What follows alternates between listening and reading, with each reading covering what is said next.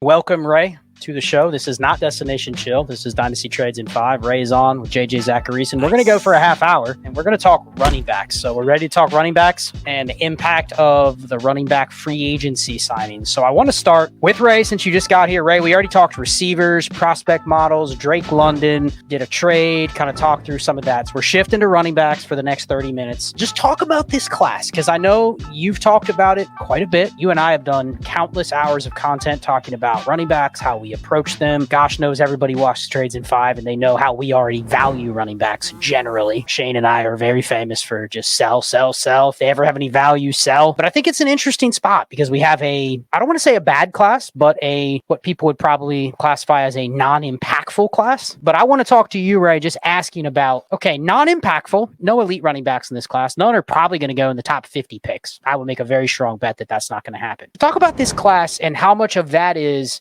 the class, or how much of it is just the way running backs are deployed today, the way the landscape is today. Because I don't think it's just, man, this class is all bums. It's all backups. There's some circumstance that goes into this, which leads into why we value them how we do. So fire away. You're crazy if you think I'm about to answer that question without saying what's up to the real GOAT first. JJ, my man, appreciate everything you do, big dog. You are... Hats off to you, my friend. So I just wanted to start by saying that and acknowledging JJ. What's up, Shane? What up, Scott?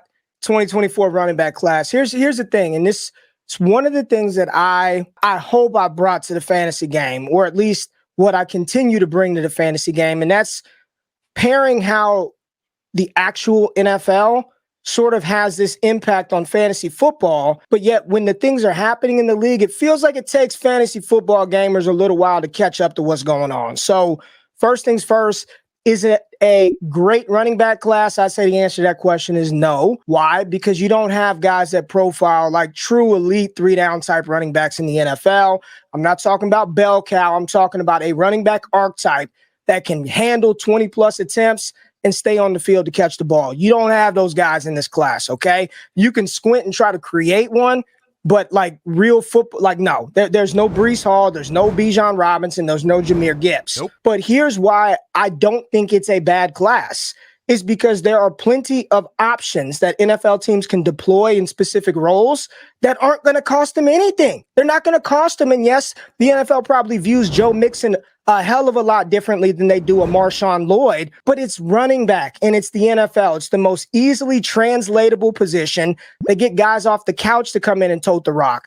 There will be plenty of landing spots and plenty of running backs that yield some level of opportunity for fantasy football gamers. Now, does that level equate to a certain startup price versus an auction dollar? I'm not going to get into all of that, but you're talking about somebody that you can deploy to score you some points.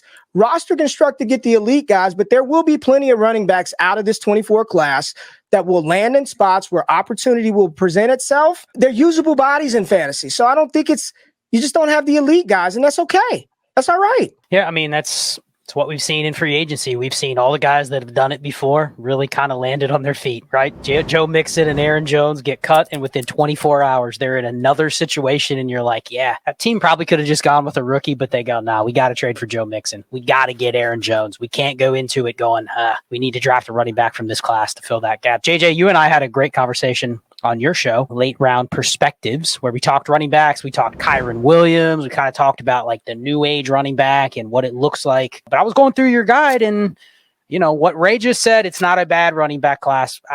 I agree, but there's also selective flavors in this class. And looking through your grades from this year compared to last year, I mean, for instance, like Zach Charbonnet would have been your RB1 or close to it in this class, yet last year, and we're probably biased because he was just kind of a guy last year, but people kind of view him as like, okay, there's no way I would take him over the RB1 or RB2 in this class. But we also know running backs are a lot about opportunity. So why can't Zach Charbonnet be as good as any running back in this class? It's possible that that still happens if the opportunity follows. So talk about, kind of your running back model, how it's evolved, and just your overall thoughts on the class. Yeah, I feel like I could go for like 45 minutes on this topic right now. Sharps probably would be my RB1 in this class. We just unfortunately saw him go to a team that had Kenneth Walker and everything got screwed up, right? Like he showed out. He actually was pretty decent in his limited action in 2023. I do want to say about this class in general, you know, with my model scores and stuff, like no one in my model right now has a score above 90. We've had a 90 score every single year since 2011.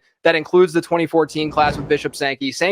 I think Sankey barely got there, but Jeremy Hill was the true RB1 in that class. Like Jeremy Hill was the dude who had like a score of 94 or something. So no one's there. But keep this in mind too. Two things. Number one, projected draft capital is part of the score right now, right? That's off of NFL mock draft database. You know, we're all saying, yeah, there's probably not going to be even like maybe not even a round 2 back in this class. At the same time, I think that we all have to take a step back and realize that we're wrong all the damn time. There are going to be running backs that end up working out, playing well, and being fantasy assets that we didn't see coming. So let's not be super, super arrogant with our evaluation and thinking that we're going to be right? Because we're not going to be right. There's going to be people that we get wrong. I think there's a lot of guys in the class who can play a pretty specific role and still be fantasy relevant. And then this takes me to sort of the discussion we've had, Scott, where today's landscape in the NFL, you have these elite guys. You have what, like 7 legitimate RB1s in Dynasty right now? Like you just like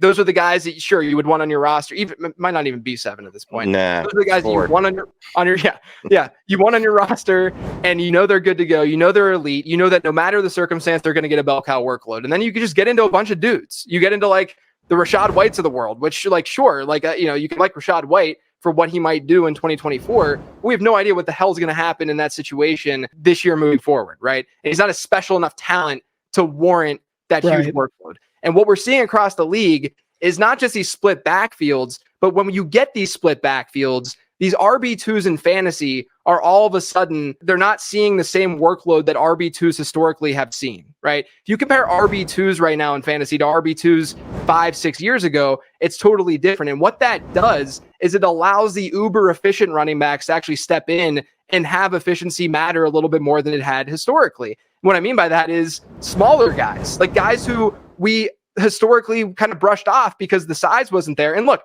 size matters. In a lot of ways, size is absolutely an input and a thing that matters in my prospect model. So I don't want to say that that's not a thing, but when you look at someone like a Keaton Mitchell and what he did last year, right? Let's just assume that Keaton Mitchell didn't tear up his knee.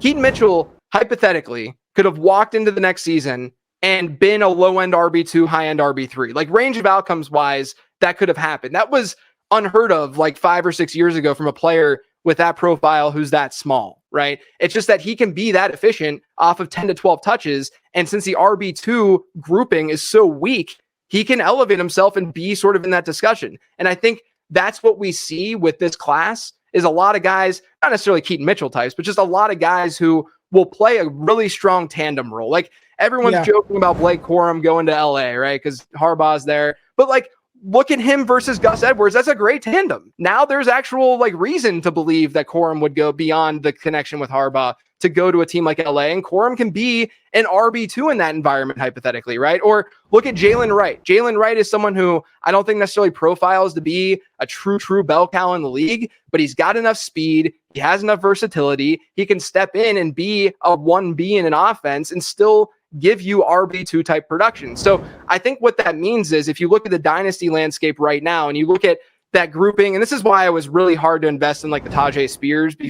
Again, I know that this is like all hindsight BS because Tony Pollard's there now, all that kind of stuff. But like, just read the guide. It came out before Tony Pollard, signed there. It was hard to like go really hard into those players because we have a class that could just be those players, right? Could just be a Spears type. And I know that like, we're all like, well, Spears is really good. Spears had plenty of warts coming in last year. Like he doesn't have any ACLs. Like there's problems that we can point to with Tajay Spears and say, he's not a true bell cow or he won't be a true bell cow in the NFL. I think there's a lot of that in this class. So to Ray's point, no true elite guy, but plenty of guys who are going to come out of nowhere. Like I love Isaiah Davis, for instance. Like I think Isaiah Davis could be an RB2 in fantasy football. He could have why can't Isaiah Davis, if he does hit like an 85th percentile outcome, do what Rashad White did last year in an offense that doesn't have competition in his backfield? He could do something like that. So I just think that that's the the more rational way of sort of looking at this class, instead of just saying they're all bad, I don't want them, there are going to be some hits, and there's going to be guys that fall into the right spots, and they can be relevant in fantasy. Shane, I want to ask you, and then I want to kind of open it up to everybody to talk about this topic. So I think JJ made a really good point with that, is that there are running backs that could be the running backs that we already value right now as the innings eaters, the threshold guys, the Tony Pollards, the Aaron Joneses, the Derrick Henrys. Like, a lot of those guys have been around. They're proven, but we kind of feel like unless you have top 6 or better upside, unless you have like, I can win my league upside, at least for me, I want to roster construct around just having enough of those guys to get through a season. Because I don't know which ones are going to smash and outperform their value. I don't know which ones are going to end up being Damian Pierce and they go away, even though I was drafting them inside the top 24 running backs or whatever. So Shane, I want to ask you how that has changed your dynasty mindset in terms of, you look at your team, and I know you have your biases. There's guys you like and then guys you don't like, even at running back.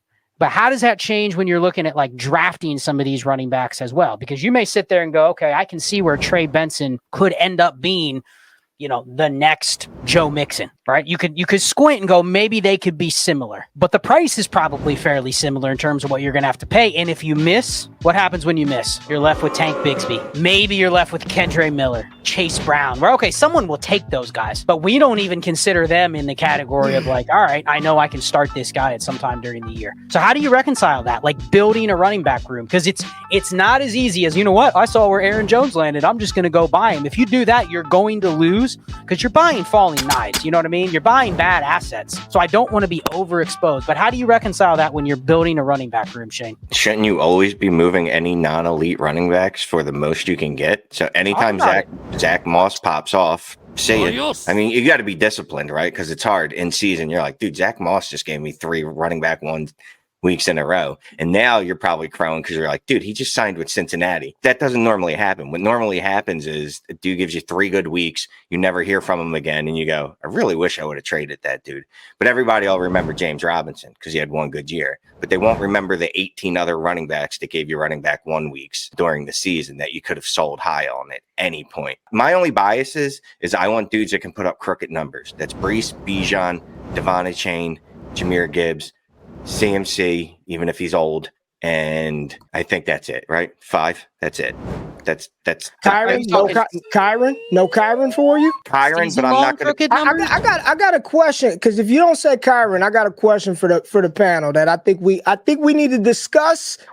And I think the people will like it. So is Kyron in that top 6? Is he in that elite tier? I don't know that I'm willing to pay for him, and I should be. Because based off his efficiency last year, and I don't even care about the drop in work that we're expecting because he was super efficient, and I think he's going to be really good this year. Part of it is that I don't know that there's the resale value, right? Because we've talked about trying to move him for like the 106, 107, and people look at you like basically a penis is growing out of your forehead when you try to make that deal. But if I were to offer them Breece Hall for that, they would lose their minds. Now, mind you, Kyron absolutely blew Breece Hall out of the box in fantasy last year. Like, it wasn't particularly close. Not the peripherals or any of that. I don't even know that. Just looking at the scoring. So yes, Kyron should be up there, and Kyron's probably a better buy than the other guys. If I can get him for 107, why would I give up 104 for Bijan? I'll add him to the list, but only in a sneaky way if I can get him at a decent cost. Well, I want to ask you about this because you bring up this crooked numbers. What do you mean by crooked numbers? Is that a season-long crooked number, or is that a weekly crooked number? Because I would argue weekly crooked numbers. Guys like Jalen Warren can put up a crooked number. Guys like Tajay Spears can put up a crooked number. Tell Chase Brown put up a crooked number. Alvin Kamara can put up 5 crooked numbers in a year, but we don't value him anywhere close to how we value Devon Achane. So we talk about, okay, there's a difference between the two, but yet we also don't want to value any running back value long-term either. So why would somebody like Kamara not even be mentioned, but Achane is RB4, RB5? What do you mean by crooked numbers, Shane? Crooked meaning weekly, season-long? Define that for everybody. Well, it's kind of both, right? He's going to do it multiple times, whereas, I don't know, it's the same name, whatever random running back you just named. He's going to give you 1-2 good weeks, I think. Devon Achane, we've already seen it. I know it's only 1 season. What we can expect out of that guy on a weekly basis when he's playing. And I'm willing to take the losses on the 4 to 5 weeks that he's not playing, whatever. Those spike weeks are pretty much every week that he plays. Bijan, that's more of a projection than anything, really. Brees, we saw some monster weeks out of him. CMC, it goes without saying what that dude is, right? The question was why? Why is that one value here and this one ain't? It's not that damn complicated. It's the same thing that this game has always been about. It's youth, it's capital. Like, it's because Achane is the young guy, and people think that I'm going to get this for the next 6 years. Nobody thinks you're getting 6 years of production out of a running back. Not since Listen, it is a figure of speech. The point is, people think they're getting multiple Devon Achane spike weeks every season for the foreseeable future, whereas somebody like James Conner or Alvin Kamara, you look and you're like, last year could have been the best year. That's why. That's why people value that one more than the other, because they feel it's going to last a little bit longer. Everybody has a value. You wanted James Conner and Alvin Kamara. What you would pay for that thing, what you would actually want to invest in that asset is one thing. Value, everybody in their right mind knew or should have known once Kamara came back, he was getting the damn ball every time. And that's exactly what he did, and he smashed for you. Now, what do you want to pay for that? You value him because you know he's going to score you points, because the name of the game is to win. You want to win the leagues. You got to score the points to win the league. And you know those assets will help you score points. You know Mike Evans is going to help you score points, but you don't want to invest in the thing that nobody outside of a few teams in your league that are actually contending are going to want. I mean, the market dictates what I'm going to pay, and I'm just a consumer. So if I know that if I can go out and buy Breece Hall, and if things go south in season, assuming he doesn't blow another ACL, and I can probably sell him at 95% of what I bought him at, I'm willing to do that, as opposed to another running back that Kamara, for example, like I won't pay first for him, because if he blows his ACL, well, he's just done. You know what I mean? Forever. Breece Hall's probably a bad example on that, since he already did it once. But you know what I mean? You get the point. And it is partly the age. You know, he's a 28, 29-year-old running back. After 26, they're all old to me. I don't know. So I stopped clocking their age, to be honest with you, because they're already living on borrowed time. But no, your point's well taken, 100% well taken. I want to spend 3 more minutes talking about this. I want to ask JJ this question, and everyone else can chime in, because I think it's really important. I know, JJ, you're super calculated about roster construction and structurally picking a team based on price, but then also the format. We did that whole series last year talking about our Scott Fishbowl teams, if anyone saw that. Neither of us won, but it was fun walking through why we built our teams differently. And I think there was some science behind it. It wasn't just pick players we like. It was, I'm thinking the flow of the draft is going to be this way. So just kind of knowing what you know about Dynasty, let's just take like a cookie cutter 12 team start 10 super flex. Nothing crazy with the scoring. And I'll make it even more challenging, Noni. You cannot have one of the anchors, Bijan, Breece, or Jahmyr Gibbs. You can maybe have CMC, but what does kind of like your ideal running back room look like there? Understanding like you don't want to allocate a ton of cost to, you don't want 5 Ken Walkers and Travis Etiennes, because like there's probably too much there given the volatility. What would your ideal mix look like, aside from like a 0 RB, carry a bunch of bench ones? Like what would your ideal mix of these everybody else's, the RB2s, the guys that are rookies, like what would kind of your mix look like? Am I competing in this scenario? You are never not competing. You're just trying to kind of build together a running back room every year. Yeah. But also you're not looking at it like I want it to last 3 years. Like I want to just have fluid assets where I can go back to the market and turn them in every year. What would it look like for you? The number one thing to always keep in mind is where you're deficient in your starting lineup, you should be robust on your bench, right? So if I lack running backs, which I would, I'm just going to have as many darts as I possibly can sitting on my bench with, you know, day 3 guys or what have you, for understandably, you know, if I am focused on like a day 3 back, knowing in the back of my head, probabilistically, that these guys are only going to have 1 year of value, right? Like that's just generally how it's going to go. And so, you know, like Chase Brown, for instance, drafted him last year just because of the what ifs of like, what could happen if Joe Mixon leaves, all that kind of stuff. And I didn't mind Chase Brown as like a prospect either, but like now's the time where you can then cash in. I'm not necessarily looking to use that asset as much as I would cash in that asset for potentially moving on to someone that would be a little bit more usable here in 2024 and have a more reasonable outcome like a Kamara or something, and go that route to get more stability out of that position. Because for as much as a projection might like or not like whatever projection system you're looking at, a Chase Brown type, there's so much volatility to that projection. I'm going to want some stability there to even things out. So like from like a startup standpoint, trying to just kind of get as from a volume standpoint, as many young backs as possible that I'm going to throw darts at. I can look at hits, I can look at misses. Obviously, like hits have been like Pacheco in the past, or Chase Brown last year now has obviously gained some value, and you can at least do something with that. Plenty of misses too. Like I drafted like a lot of Izzy Abanikanda before stuff happened last year. Like stuff like that's going to happen as well. I'm gobbling all that up at the start from a startup standpoint, and then you just slowly turns and churns some of that hits into some of the established James Conner type guys. You're saying without using elite players, because I'm not gonna cheat with the question and with the answer. Try to churn them for those like James Conner type players, and then still, cross portfolio. I held on to a decent amount of Pacheco, for instance, because I wanted to still be able to. There is still that outcome for some of these guys, right? If I'm doing it in one league, I'm probably not necessarily approaching it that way. It's a lot easier to do that whenever you have a plenty of them that you can sort of work the portfolio and have enough shares, across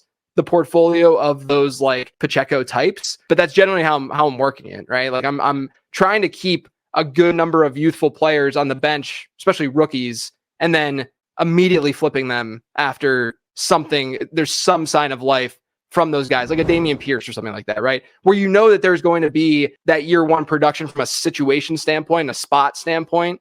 You can buy into that. That's why I don't really buy into the idea that situation just like doesn't matter at all. Even though my models aren't looking at situation and stuff, you can't say that JSN going literally anywhere else would be the same fantasy asset and dynasty asset right now as he is in Seattle, right? Like you can't say that Dameon Pierce going somewhere else outside of Houston that year one would be the same asset. It's fine to say there's some subjectivity here, right? And so I do think that you can use that to your advantage, because our goal is to gain value year one to year two with these guys, period. Of course we want production. Of course we want all that, but we want the value gain. And the value gain still has to do with, you have to get into that redraft mindset and say, this guy is in a good spot situationally. I know what his projection looks like. I'm going to buy into that a little bit and spend a rookie pick on him. And then hopefully I can flip that the following year. Ray, I know you playing a lot of best ball. I know the roster construction is a little different. You do not want to be holding 15 Izzy Abanikandas in a best ball league because you're taking weekly zeros. So it does differ between best ball and lineup, but this isn't the place to kind of go through all the nuances of that. Any additional thoughts though on kind of the way to play it, like the constant shuffle? What do you think? JJ, I think you are 100% correct, man. Situation absolutely matters. I was listening to Shannon Sharp and Ocho, their show. I was listening to them today, and they were talking about Mac Jones. And I'm just listening to former players like you just hear them talk about, hell yeah, the coach matters, and what's going on, and like the things that are happening absolutely matter. Like they do. And one of the things that I've been thinking about, and I am not technically skilled enough to do this, JJ, but there are consistent patterns across certain offensive coordinators across the NFL. You look at the Rams, they're running 11 personnel 90+% of the time.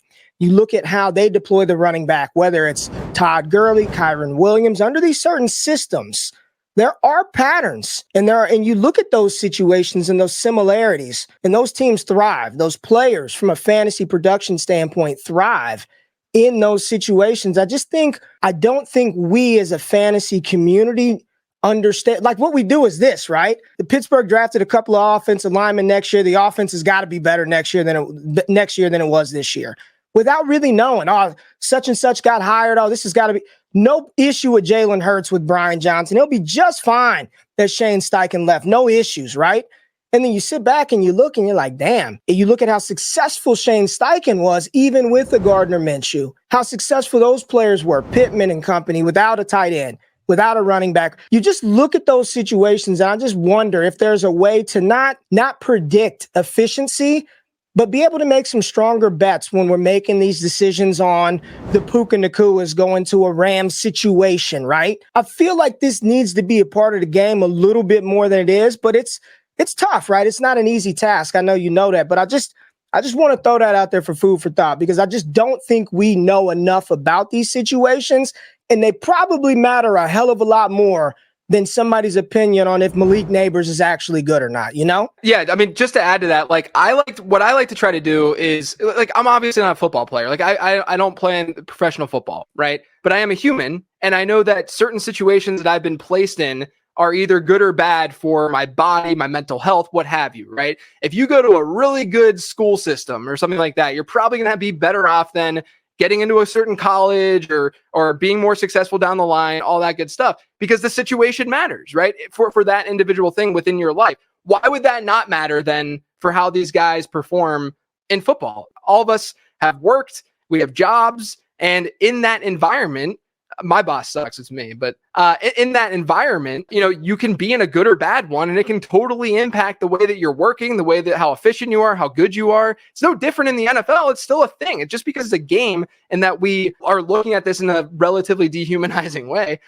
Just because it's a game doesn't mean that those aspects aren't real. And I also think it's okay to sit back and in hindsight, look at someone like Puka Nacua and say, this dude's really good. He balled out year one. Okay, but also the system and the place that he was in was absolutely perfect for Puka Nacua, right? It's okay to say that Devon Achane would not be Devon Achane not on Miami. It's okay to say that. But absolutely, that's where he is right now. That's the situation. So we got to play into it. And so I think that people want it to just be this like talent-based thing. And it is talent. Like talent can shine and all that. At the same time, the environment, the situation has to be part of your equation here, and the way that you're looking at both these rookies and guys who are like in the league right now. Shane, we got 30 seconds, so we're going to bring Clay back. Other than sell every running back that is not Jahmyr Gibbs, Breece Hall, or Bijan Robinson or Christian McCaffrey. Any final tips you want to give to people in just terms of building running back rooms, this class versus what's out there right now? Anything you haven't said that you just have been dying to say in the last 10 minutes? No, it's the same thing as always. Just like JJ was saying, you get a bunch of them. Some of them hit, you move them, rinse and repeat. I mean, that's all it is. It's not rocket science.